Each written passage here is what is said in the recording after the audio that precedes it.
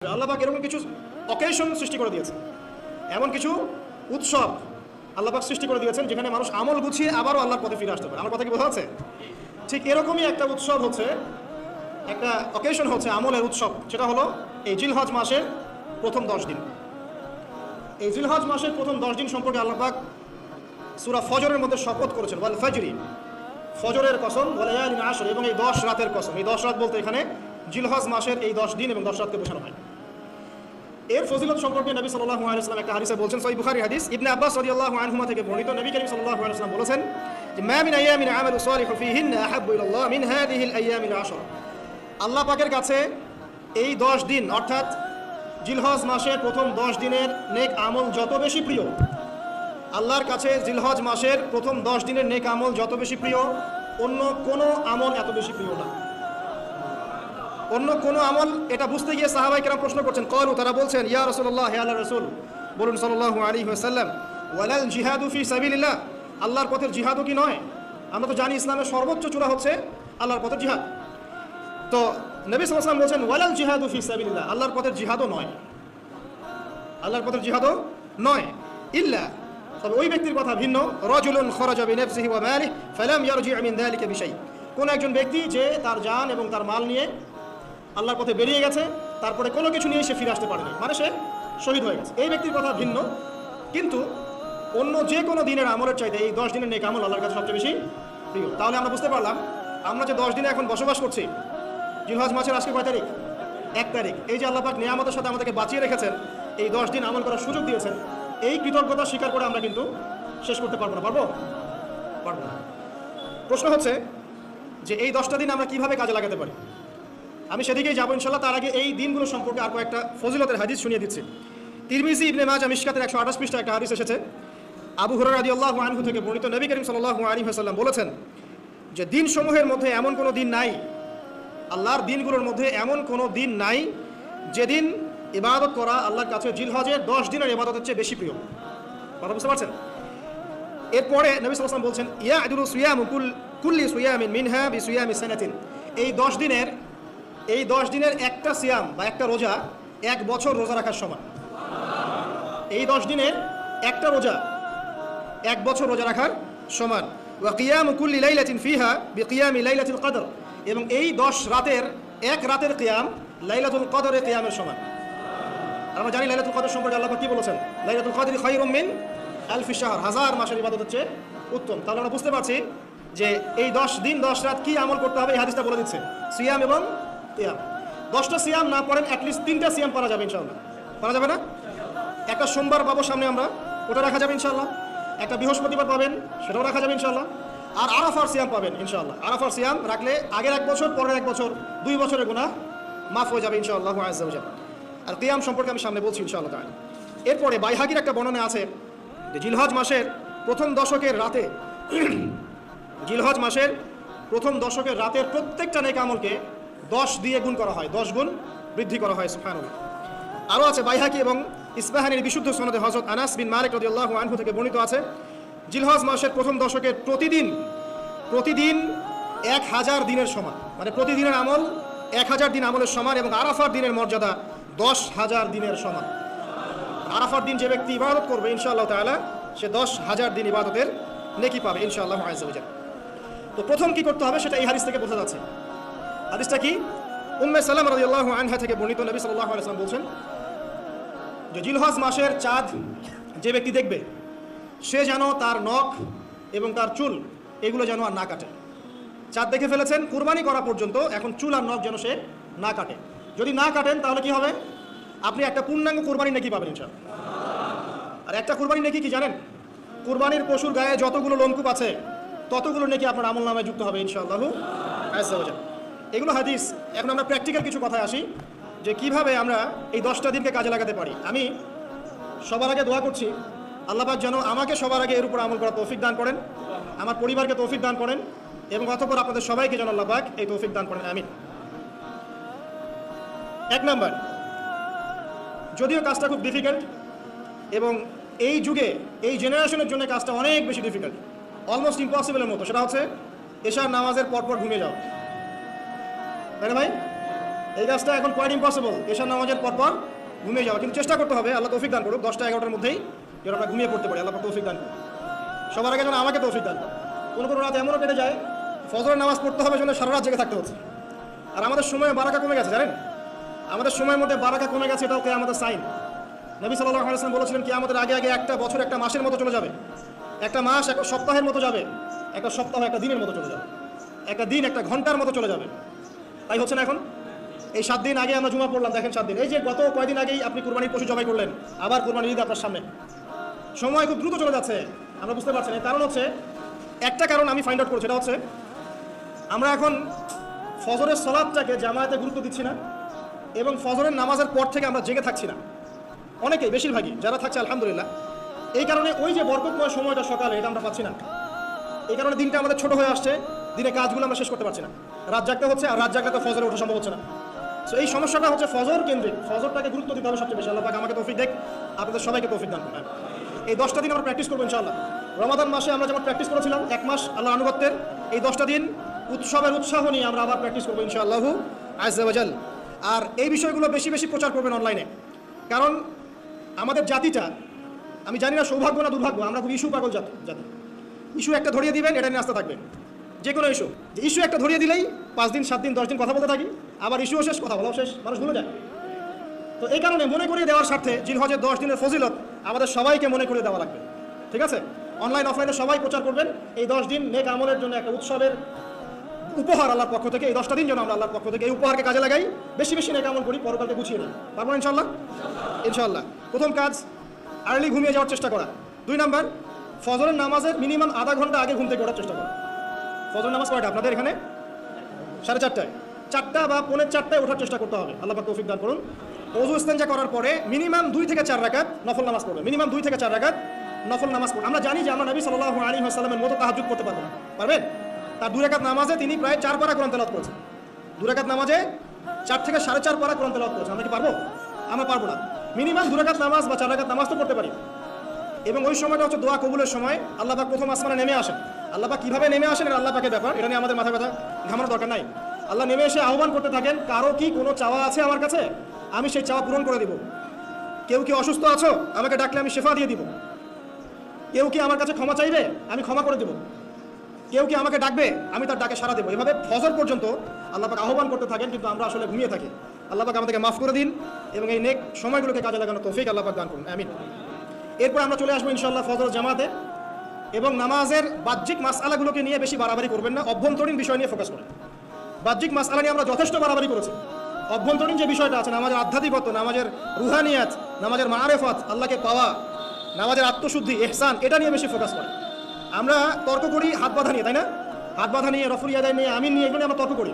কয়জন তর্ক করেছি যে নামাজে কতটুকু মনোযোগ থাকলো তাই নিয়ে? কোনটা বেশি ইম্পর্টেন্ট? নামাজ যদি মনোযোগী না থাকে, আমার হাত বাঁধা দিয়ে আল্লাহ পাকের যায় আসে না। একটা বাহ্যিক আমল করেছি, আল্লাহ পাক নেকি দিবেন, ঠিক আছে ইনশাআল্লাহ। নামাজের ইহসানটা সবচেয়ে বেশি গুরুত্বপূর্ণ নয় কি? ফাওয়াইলুল লিল মুসাল্লিন আল্লাযীনা হুম আন সালাতিহিম সাহুন, যারা নামাজ সম্পর্কে উদাসীন।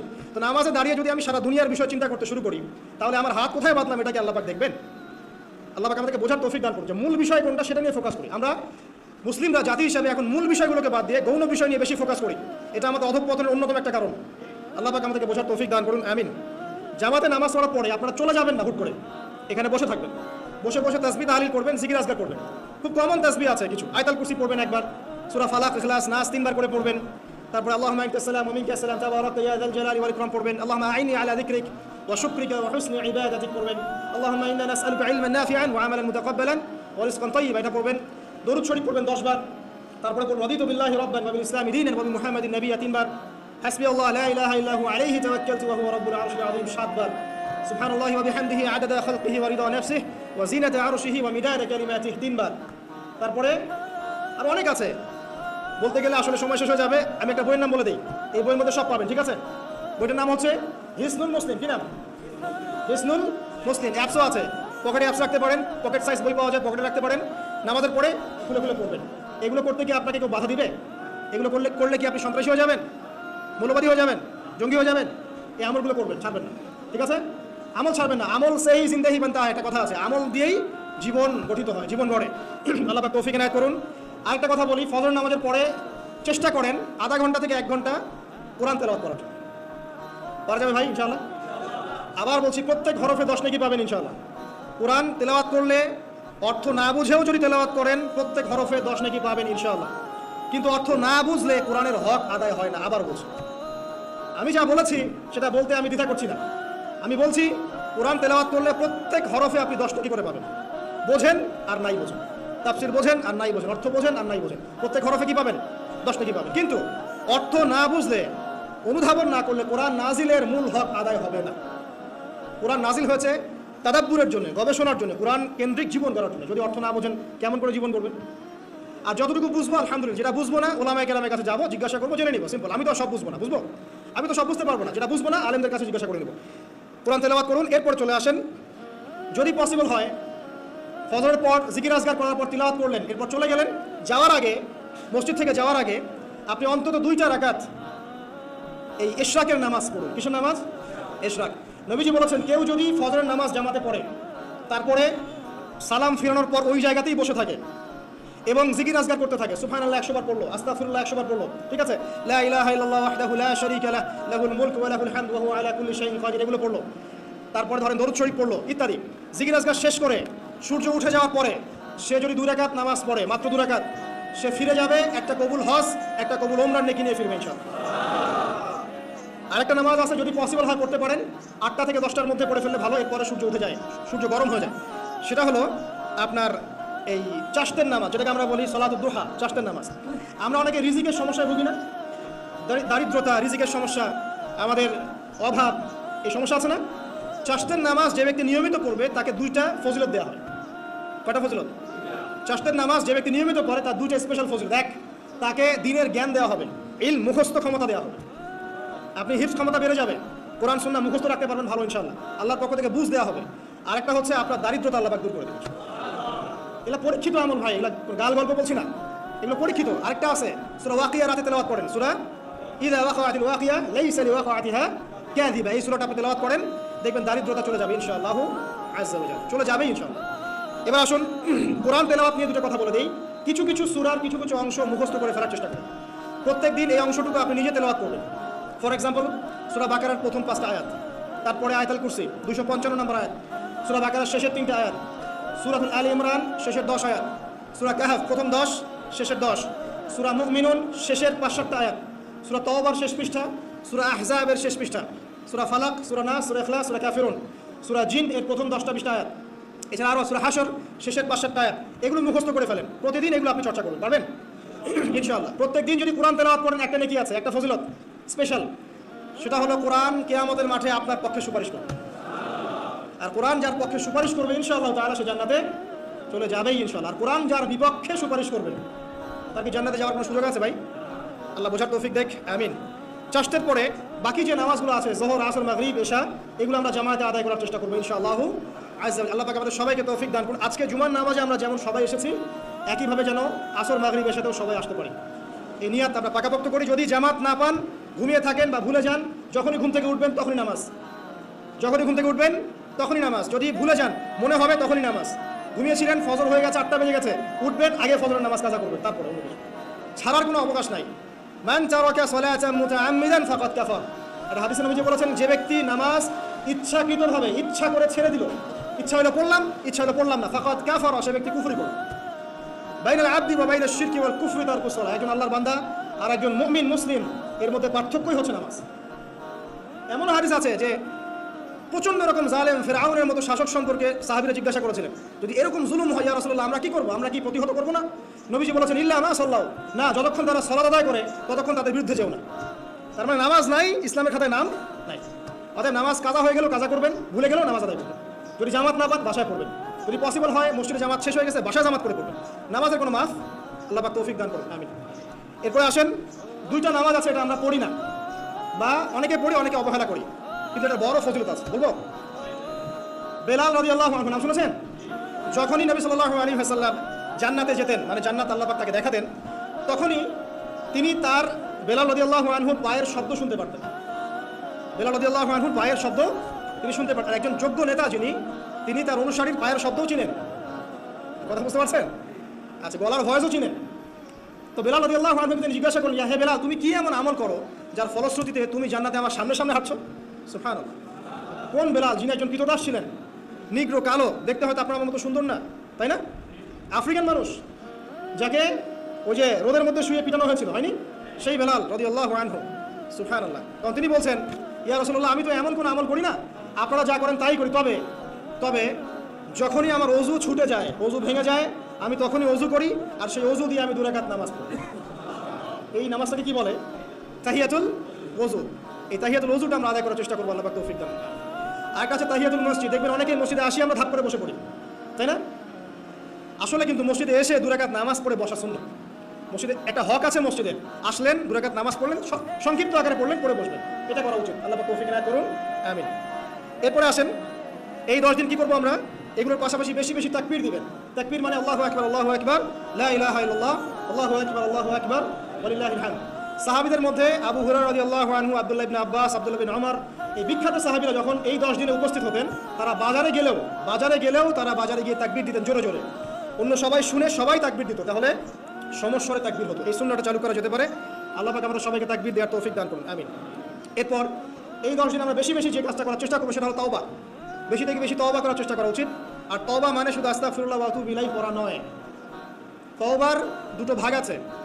কবিরা গুনার জন্য একরকম তওবা, আর সগীরা গুনাহ এমনি এমনি মাফ হয়ে যায়। সগীরা গুনার জন্য একটা সগীরা গুনাহ হয়েছে, আপনি একটা ভালো কাজ করলেন, আগের গুনাহ মাফ। একটা গুনাহ হয়েছে, আপনি ওযু করলেন, চোখের হাতের সব গুনাহ মাফ। একটা গুনাহ হয়েছে, আপনি সদকা করলেন, গুনাহ মাফ। মানে গুনাহ মাফের অনেক সুযোগ আছে, কিন্তু কবিরা গুনাহ মাফের শর্ত আছে। শর্ত কি? 1 নাম্বার, পাক্কা নিয়াত করা যায় আর কোনোদিন এই কাজটা করবো না ইনশাআল্লাহ। 2 নাম্বার, ইচ্ছা করে ওই পাপে আর লিপ্ত না হওয়া। এবং 3 নাম্বার, নিজে এই পাপের জন্য কান্নাকাটি করে অনুতপ্ত থাকা, তাহলে ইনশাআল্লাহ মাফ হয়ে যাবে। আরেকটা শর্ত আছে, যদি পাপটা অন্য কারোর সাথে সম্পৃক্ত হয়, যেমন ধরেন কারো টাকা মেরে দিয়েছেন, টাকা শোধ করেন নাই, যেটা আমাদের সমাজে ট্রেডিশন হয়ে গেছে এখন, জমি মেরে দিয়েছেন, শোধ করছেন না, মান সম্মানে হানি করছেন, মিথ্যা অপবাদ দিচ্ছেন, হ্যাঁ, এক কথায় মানুষের সাথে সম্পৃক্ত হক, মানুষের ক্ষতি করেছেন আপনি, তখন কি করতে হবে? তখন ওই মানুষের কাছে গিয়ে ক্ষমা নিতে হবে। তো ডিফিকাল্ট, এবং এটার জন্য একটা বড় মনের দরকার আছে, মনের স্বচ্ছতার দরকার আছে। ভাই, আমি তোমার টাকা ধার নিয়েছিলাম, দেই নাই, এই নাও টাকা, শোধ করে দিলাম। ভাই, আমি তোমাকে ভালো মন্দ বলেছিলাম, তোমার গীবত করেছি, আল্লাহ তোমাকে মাফ করে দেয়, তুমি আমাকে মাফ করে দাও।